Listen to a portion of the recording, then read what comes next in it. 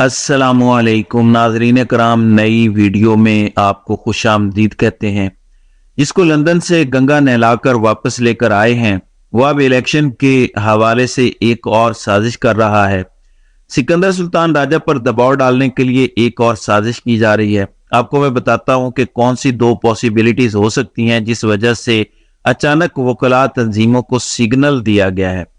Pakistan bar council, supreme court bar और बाकी भी बार्स अचानक खड़ी हो जाती हैं। कुछ तो है जिसकी पर्दादारी है, आपको आगाह करता हूं, लेकिन दो बड़ी अहम डेवलपमेंट सामने आई हैं। एक डेवलपमेंट तो यह है कि सनम जावेद खान हल्का पीपी 150 से मरियम नवाज के खिलाफ इलेक्शन लड़ेंगी और उनका इतना ज्यादा खौफ है मरियम को कि सनम जावेद के वालिद मारे मारे फिर रहे हैं, लेकिन उनको सनम जावेद से पावर ऑफ अटार्नी साइन नहीं करवाने दी जा रही। तो इस हद तक खौफ है कि अगर सनम जावेद खान खड़ी होंगी तो मरियम नवाज की जमानत जब्त हो जाएगी।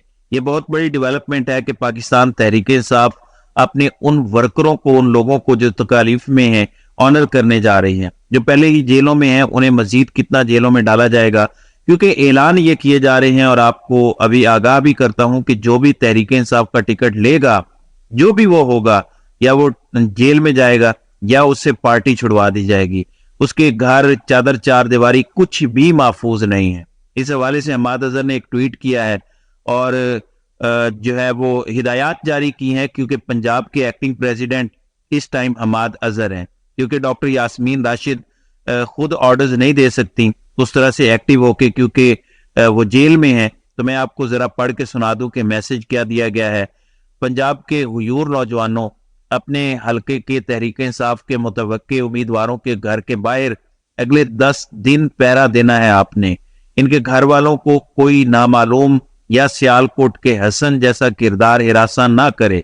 इनके घर के बाहर कैंप लगा दें और रात और दिन के दौरान पहरा दें। पुरअमन रहें लेकिन चौकस रहें। पूरे मुल्क में तहरीक इंसाफ ओवरऑल ये एक्सपेक्ट करती है कि चंद दिन, 10 से 15 दिन, खास तौर पर जब ये कागजात नामजदगी जमा होंगे, स्क्रूटनी होगी, मंजूर होंगे, ये जो अगले कुछ दिन हैं ये बड़े इंपॉर्टेंट हैं। दिसंबर के आखिरी 10 दिन और जनवरी के पहले 10 या 15 दिन आप समझ लें, टोटल 20-25 दिन आप कर लें, ये बहुत ज्यादा सिग्निफिकेंट हैं। अगर इस प्रोसेस से थ्रू हो जाते हैं, उम्मीदवार छुप जाएं, उसके बाद गायब हो जाएं, फिर क्या हो सकता है? फिर कुछ भी नहीं हो सकता। तो एक बार उम्मीदवार अगर छुप गया, ये सारा कुछ हो गया, तजवीज कुनिंदा, तायद कुनिंदा भी छुप गए, तो 8 फरवरी को तो इलेक्शन है। इलेक्शन वाले दिन बाहर निकलें, अपनी पूरी टीम को बाहर निकालें और आके वोट डालें और फिर उस पर पहरा दें और रात को जीत का जश्न मनाएं, क्योंकि तहरीक इंसाफ की जीत डन डील है। सिर्फ उम्मीदवारों का मैदान में होना शर्त है। अब इलेक्शन कमीशन ने फैसला महफूज किया हुआ है तहरीक इंसाफ की इंट्रा पार्टी इलेक्शंस का। बैरिस्टर अली जफर ने जबरदस्त दलाइल दिए। जिन लोगों ने भी रिपोर्ट किया है वो यही कहते हैं कि जबरदस्त दलाइल दिए हैं बैरिस्टर अली जफर ने, लेकिन जाहिर है इलेक्शन कमीशन कोई मेरिट पर तो फैसला नहीं देगा। मामलात पहले से तयशुदा हैं। शायद किसी कोर्ट की तरफ से ऑर्डर भी था कि आपने तारीख फैसला नहीं सुनाना, तो 21 तारीख तक वो फैसला नहीं दे सकेंगे, क्योंकि फैसला महफूज है। अब मेरे ख्याल में नवाज शरीफ को ये डर पड़ा हुआ है कि तहरीक इंसाफ से शायद बल्ले का निशान ना लिया जाए और ऐसा फैसला आ जाए जिसमें कहा जाए कि आप दोबारा इलेक्शन करवा लें। तो सिकंदर सुल्तान राजा पे प्रेशर डालने के लिए नवाज शरीफ ने तमाम बार काउंसिल्स को एक्टिवेट कर दिया है। पाकिस्तान बार काउंसिल्स को भी अचानक सिकंदर सुल्तान राजा पे एतराज है। सुप्रीम कोर्ट बार को भी एतराज हो गया है। अब तो कहते हैं सिंध बार से भी कोई उठ के खड़ा हो गया है कि सिकंदर सुल्तान राजा पे हमें एतराज है।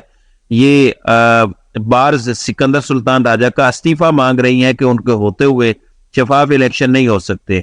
आईन ये कहता है कि अगर चीफ इलेक्शन कमिश्नर ना हो, यानी वो इस्तीफा दे दे या रस्ते से हट जाए, तो इलेक्शन कमीशन के जो बाकी मेंबरान हैं उनमें से जो सीनियर मोस्ट हैं वो चीफ इलेक्शन कमिश्नर की जिम्मेदारियां संभालेगा। सो इलेक्शन तो फिर भी हो जाएंगे। सो ये इलेक्शन डिले करने की मुझे साजिश नहीं लगती इस तरह से, जितना इस तरफ मेरा ज़हन जाता है।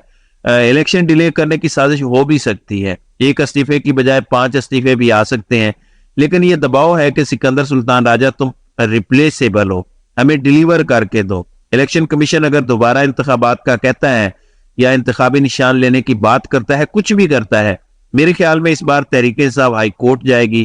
ہو سکتا ہے کہ پشاور ہائی کورٹ جائے, کیونکہ ہائی کورٹ کی جورسڈکشن کے انڈر ہی آتا ہے الیکشن کمیشن, اور یہ لازم نہیں ہے کہ اسلام آباد ہائی کورٹ ہی ہو.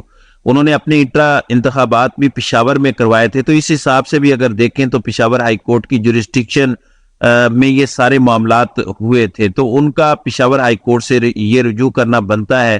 اب دوبارہ انتخابات کرانے نہیں بنتے. بہتر تو یہ ہے کہ کوئی نئی پارٹی رجسٹر کروا لے, اس کو بھی پھر ٹائم مل جائے گا انتخابات کروانے کا, اتنے میں الیکشن ہو جائیں گے اور نئے نشان پہ آپ کے امیدواروں کو موقع مل جائے گا الیکشن لڑنے کا. ورنہ جتنے امیدوار ابھی کاغذات جمع کروائیں گے, اگر بلے کا نشان چلا جاتا ہے تو وہ پھر آزاد حیثیت میں ہو جائیں گے, ان کی پارٹی پوزیشن تو نہیں ہوگی. حالات ظاہر ہے کہ پھر بہت زیادہ آؤٹ آف کنٹرول ہو جائیں گے پی ٹی آئی کے لیے. ظاہر ہے کہ دوسری طرف کا پلان یہ ہے کہ تحریک انصاف کو پینک کروانا ہے, عوام کو مایوس کرنا ہے. عثمان ڈار کے ساتھ جو کیا گیا ان کی والدہ کے ساتھ, وہ بھی بول پڑے ہیں. جس طرح بھی جبر سے تشدد سے ان کا انٹرویو کروایا گیا کامران شاہد کے ساتھ, آج وہ اس پر بول پڑے ہیں اور کسی حد تک ایک اشارہ دیا ہے. خواجہ آصف کی ایک ٹویٹ کے جواب میں عثمان ڈار لکھتے ہیں کہ خواجہ آصف وعدہ معاف گواہ تو تمہارا ناجائز باپ نواز شریف کے خلاف اس کا سمدی اسحاق ڈار بھی بنا تھا, جس کے تم اور تمہارا سارا خاندان جوتے پالش کرتا ہے. اور رہی بات میرے ٹی وی پروگرام کی, سارا پاکستان جانتا ہے کہ اس کی کیا حقیقت ہے. یعنی اشارتاً عثمان ڈار نے بتا دیا ہے کہ ان پہ ظلم جبر کر کے تشدد کر کے ان سے زبردستی یہ پروگرام کروایا گیا تھا. تحریک انصاف نے ایک شرط بھی رکھی تھی, عمران خان نے ایک شرط رکھی تھی کہ جو پی ٹی آئی کا ٹکٹ لینا چاہتا ہے وہ پریس کانفرنس کر کے اعلان کرے. آج عثمان ڈار نے وہ پہلی پریس کانفرنس اپنی والدہ کو ساتھ کھڑا کر کے کر دی ہے. یہ عثمان ڈار کی آفیشیل واپسی ہے پاکستان تحریک انصاف میں.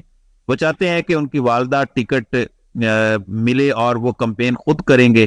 ہوا جو بھی ہے, ہوا جو بھی ہے, جس طرح بھی ہے, وہ الیکشن نہیں لڑیں گے. جو بھی معاہدہ ہو گیا ہے مار کی وجہ سے, ظلم جبر کی وجہ سے, لیکن والدہ ان کی الیکشن لڑیں گی پی ٹی آئی کے ٹکٹ پہ, اور والدہ کی کمپین ساری عمر ڈار اور عثمان ڈار کریں گے. اور عثمان ڈار نے آغاز کر دیا ہے. لیکن آپ ذرا امیجن کریں, جب یہ جبر ختم ہوگا, جب یہ ظلم ختم ہوگا, جب یہ ڈکٹیٹرز ریٹائر ہو جائیں گے, تو جن لوگوں پہ ظلم کیا گیا, مارا گیا, ظلم کیا گیا, پارٹیاں تبدیل کروائی گئیں, سیاست چھڑوائی گئی, وہ بولیں گے تو جو آج یہ سب کر رہے ہیں ان کی کیا عزت رہ جائے گی, کیا مقام ان کا تاریخ میں ہوگا. کیا سوچا ہے کسی نے کہ اپنے 3 یا 6 سال کھڑے کرنے کے لیے, اپنے مال پانی کے لیے کس حد تک ظلم اور جبر کیا جا رہا ہے. تاریخ کے کوڑا دان میں یہ سارے لوگ چلے جائیں گے, لیکن ان کو تاریخ سے بھی کوئی سروکار نہیں ہے. تاریخ ٹیپو سلطان کو یاد رکھتی ہے اچھے الفاظ میں, میر جعفر ہمیشہ غدار کہلاتے ہیں, نفرت کی علامت بن جاتے ہیں, لیکن لوگوں کو یہ بات سمجھ نہیں آ رہی. عثمان ڈار پہلا قطرہ ثابت ہوا ہے. ہو سکتا ہے الیکشن کے قریب جیسے جیسے دن آتے جا رہے ہیں ویسے ویسے مزید لوگ سامنے آئیں, مزید لوگ بولیں کہ ہمارے ساتھ کیا کیا گیا جس کی وجہ سے ہم نے سیاست سے دستبرداری اختیار کی, ہمارے ساتھ کیا کیا گیا جس کی وجہ سے ہم چھوڑنے پر مجبور ہو گئے پارٹی. پھر کیا مومنٹم بنے گا, ذرا امیجن تو کریں.